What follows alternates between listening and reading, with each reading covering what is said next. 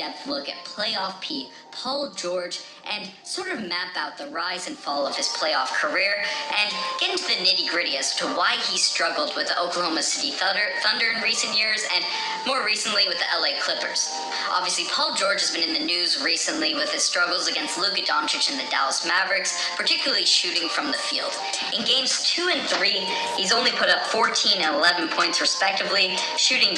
7 of 33 from the three-point line during that stretch, and shooting 18% and 23% in those 2 games. Obviously, for a guy that's a 6-time All-Star and a 5-time All-NBA guy,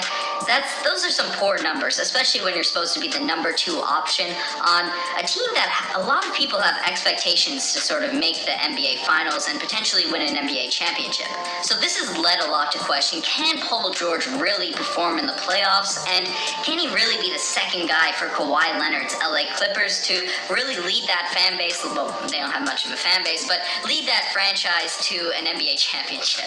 We're going to take a look into the past to see if Paul George's game can really translate to postseason success, and take a look at the past few years to see if those narratives that Paul George struggling in the playoffs are really true, and if so, what's the cause of that major drop-off in the postseason action?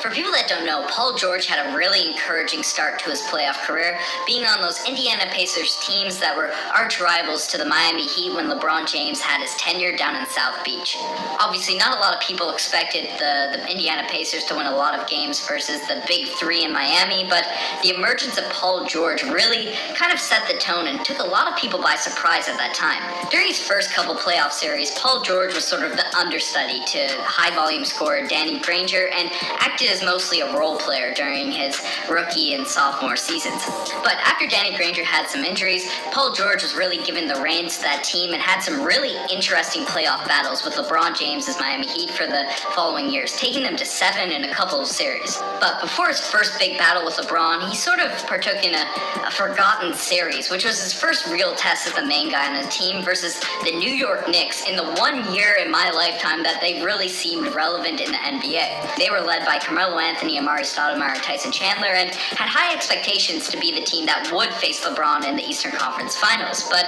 Paul George, as the main guy, was able to lead them over the Knicks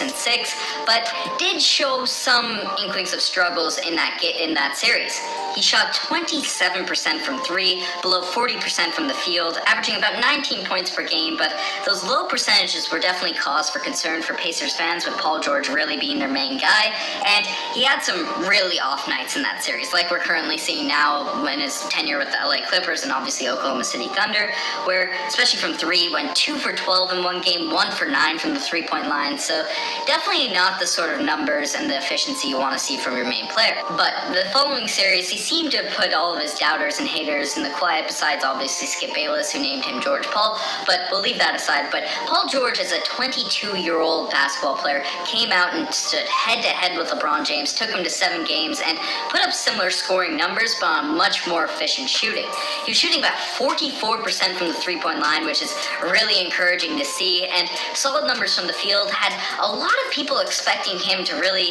give the Miami Heat some tests, and LeBron James in the Eastern Conference, give them some tests for the years to come. And the following season, that wasn't really the case. Even though the Pacers had a hot start to that year with PG and Roy Hibbert making the All-Star team, they really struggled from that point after the All-Star break. They remained the first seed in the Eastern Conference due to the big lead they got in the first 4 months of the season, but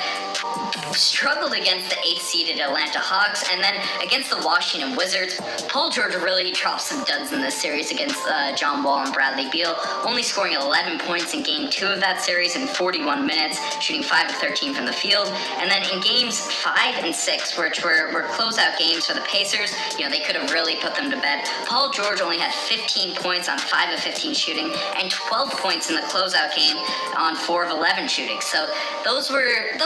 he had some big games also in that series too, 39, 23, and 18, I guess, but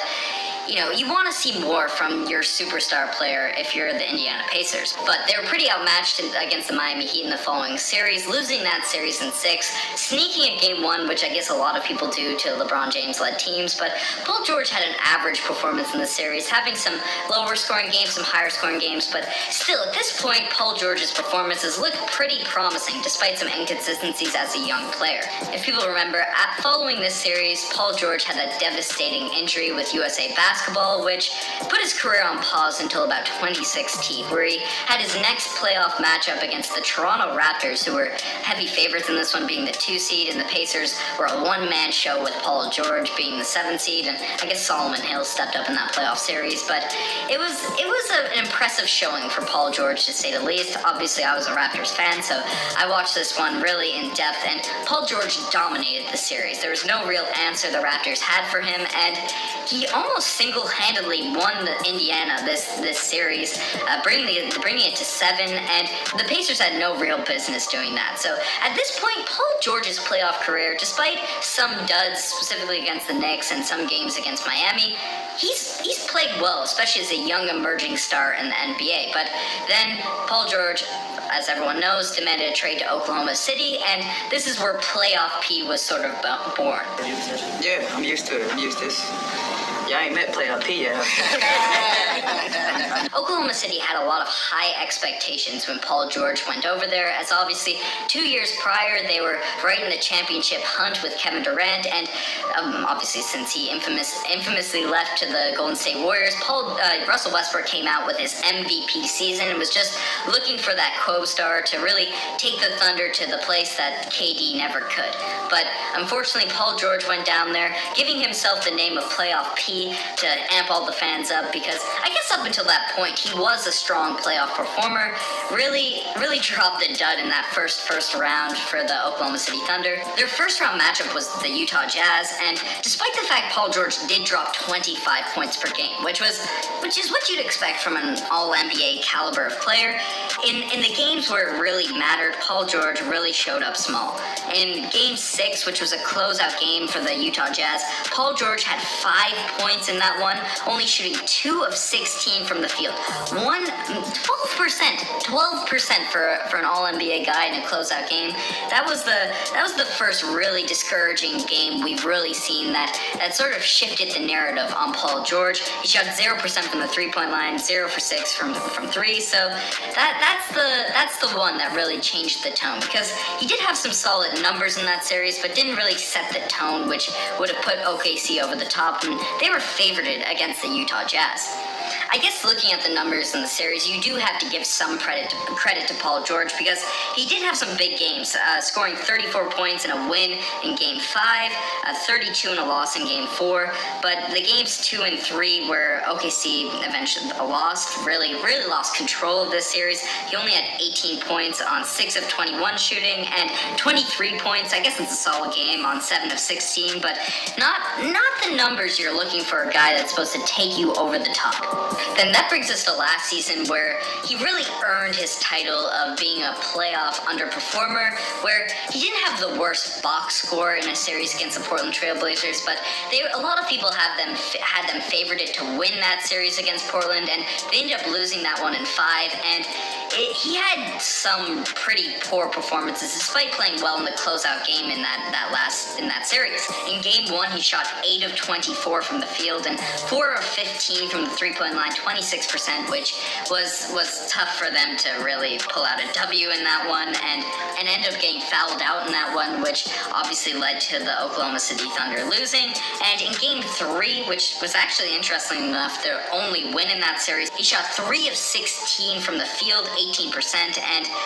despite scoring a high volume in terms of putting points on the board, and despite putting a high point total, 27 points per game, he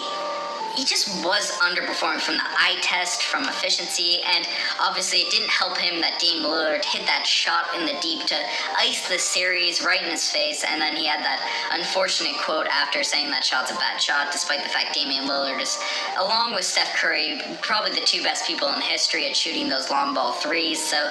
it was a tough situation for Paul George, which inevitably led him to now with the LA Clippers, and he keeps hurting his own playoff narrative in these first 3 games of the NBA postseason. Yeah, I brought it up in the start. Despite having a decent game 1, he's really struggling games 2 and 3 against a Dallas defense that people don't really expect to be a clamped down, lockdown team, because they obviously have one of the best offense in NBA history according to the numbers, and the defensive end is really where they give a lot up on that end of the floor. Now,